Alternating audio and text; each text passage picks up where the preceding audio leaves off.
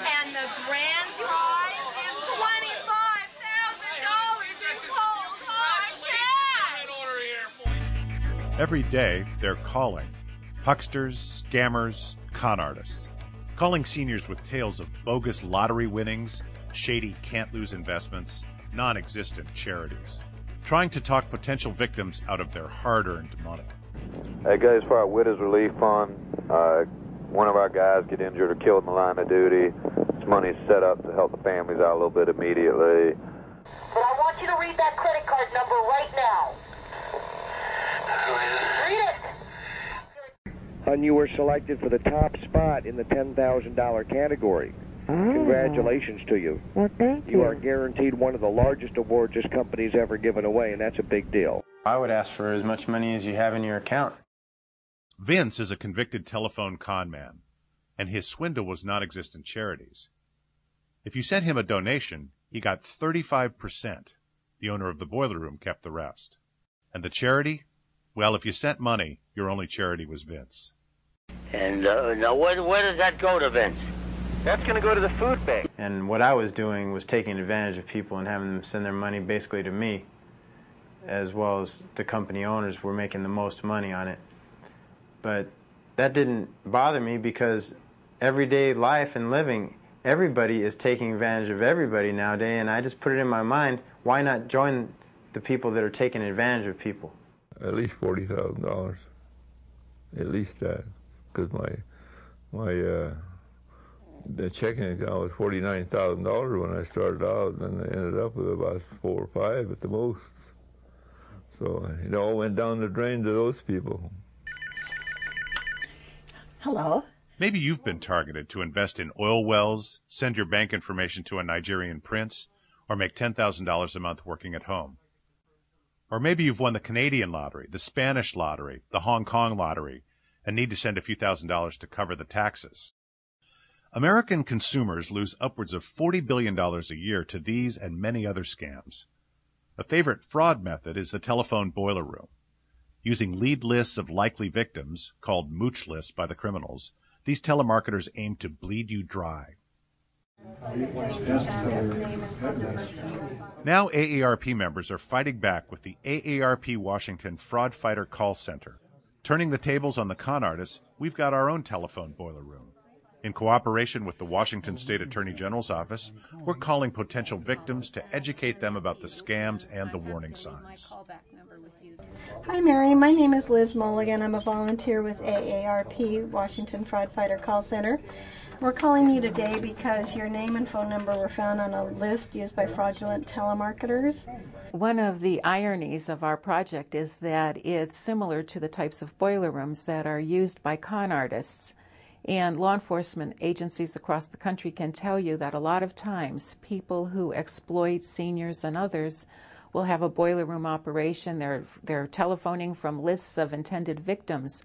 And we are going to be using those same lists to advise people of the fact that they're being targeted. We're turning the tables on the con artists, so to speak. We're using some of the same techniques.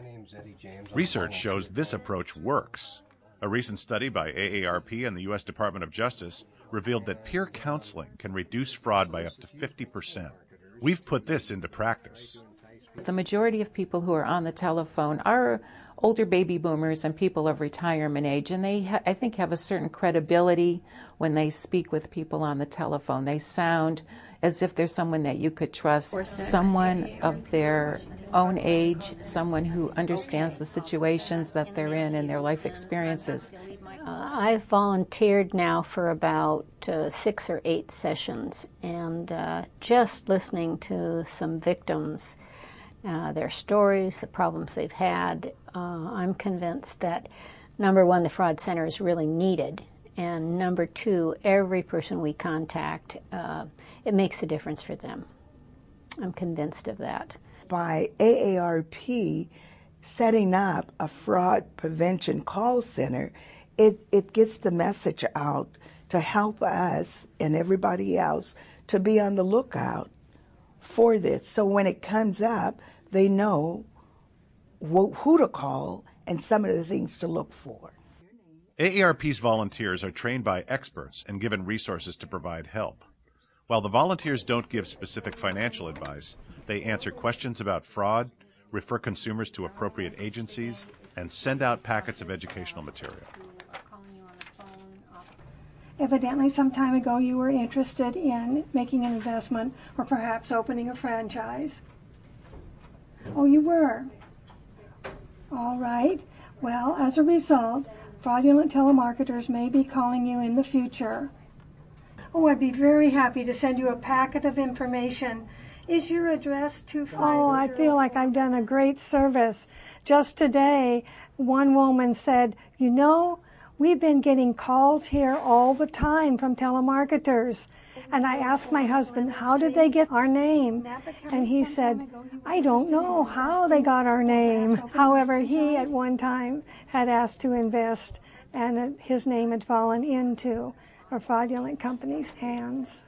By taking on fraudulent telemarketers, the call center volunteers are fighting one of our fastest growing, most devastating crimes.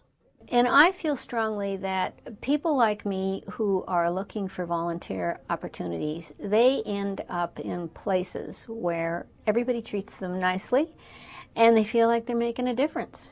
So that's why I'm here week after week, Wednesday after Wednesday. Now, in response to consumer demand, AARP has set up a toll-free line where you can call in. You can reach us at 1-800-646-2283. And if you're concerned about someone else, you can confidentially request that a fraud fighter call them. The AARP Washington Fraud Fighter Call Center is the anti-criminal boiler room, and we can use your help. To get involved, call 1-800-646-2283 or email Project Director Gene Matheson at jmatheson@aarp.org.